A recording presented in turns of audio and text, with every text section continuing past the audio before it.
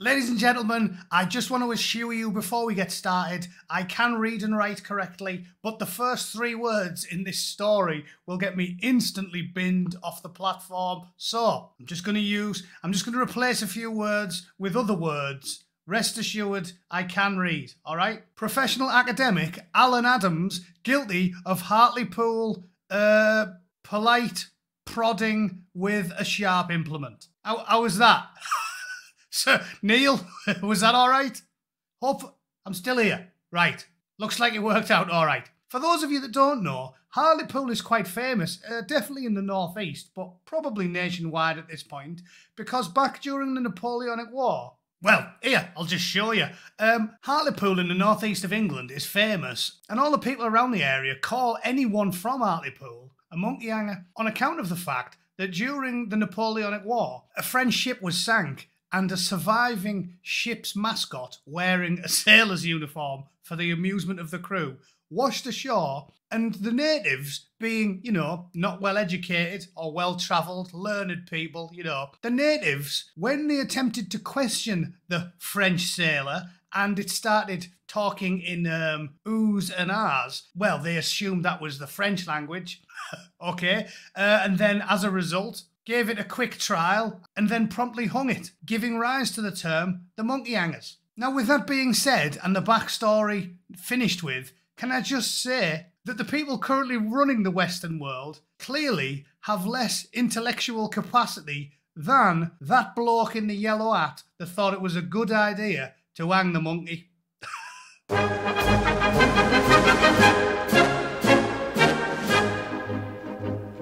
Okay, that's the preamble done. Let's cover the story, shall we? Professional academic Alan Adams has been prodding people with pointy things, all right? Definitely not his fault. Probably your fault for not making him feel welcome enough, all right? Just get that out the way straight away. Judging by his picture, you can tell. I mean, Hartlepool's probably the one place in the world where he will have had more teeth than the people interviewing him. When they asked him why he was coming and what he thought he would deserve a visa for. If it was anywhere else, they'd be like, no, this bloke's definitely a bit simple. He has to suck his steaks. I don't think he's the type of person we should be giving a council house to. But obviously, he'd fit right in Hartlepool, so I can't have a go or judge a book by its cover. But I will judge him by his actions. Can't say any of that either. A bloke who reads a very, very, very old book full of inane ramblings, the scribblings of an epileptic desert midget. One of them fellas went a bit mental and stuck the pointy end in a few of them in a desperate attempt to improve cultural understanding. All right? He's from Morocco, which, as I've said loads of times, haven't I? How many times have I said this? I'm quite tolerant and liberal and reasonable when it comes to immigration. I am. I do feel as if our past has caught up with us a little bit, and we have some form of responsibility to places that we actually had something to do with. But my argument has always been, okay, let's say you're from like Jamaica or something. Maybe we could bump up a couple of points, how many percentage points of those people are allowed to move over at some point because of some shared history. But what? Please tell me what Geordies and Mackhams have got to do with Moroccans and Algerians and all these other blokes from French and Spanish and Portuguese colony. What on earth have we got to do with Algerians and Brazilians? Like what? What do we owe them? Why? Why did they come over in vast numbers? We've got nothing to do with them. Have we just got a debt to everybody on planet Earth who's got a hole in their ass? Is that the way?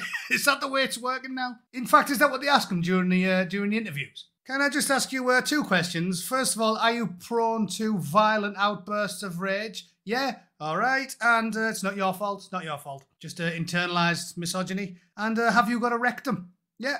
Welcome. We'll just get you a council house near Manchester and we'll give it a few decades and you can scatter some children up the walls of the Manchester Evening News Arena. Brilliant. Welcome in. Anyway, ranting.